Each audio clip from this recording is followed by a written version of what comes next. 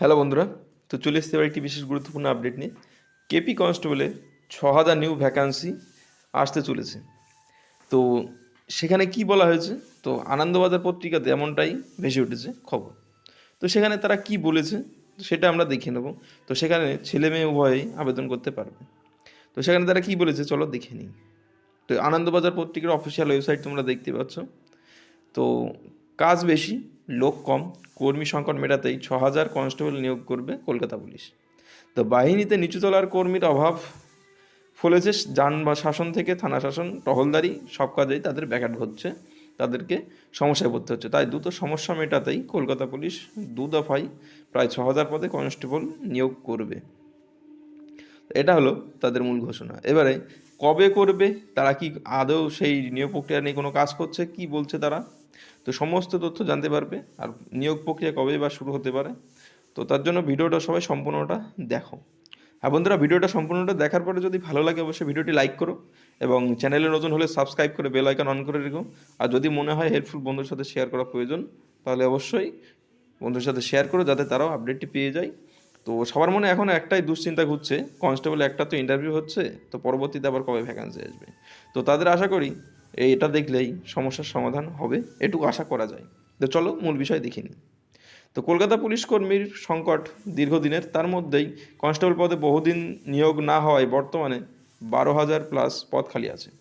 তার উপরে ভাঙড়ের নিরাপত্তার দায়িত্ব নিয়েছে কলকাতা পুলিশ। তাই সেখানে বিভিন্ন থানা থেকে পুলিশ কর্মীদের নিয়ে যাওয়া হচ্ছে, যেখানে যার ফলে বাকি যে সমস্ত আগের থেকে এই এরিয়াগুলি কলকাতা পুলিশ শাসন করতো সেখানে কর্মী সংকট দেখা দিচ্ছে। তো বিশেষত কনস্টেবল পদে নিচুতলার যারা কর্মী আছেন তাদেরকেই বেশি সমস্যা, মানে তাদেরকে আর কি টান পড়ছে সেই সমস্ত কনস্টেবল পদের কর্মীদের জন্য।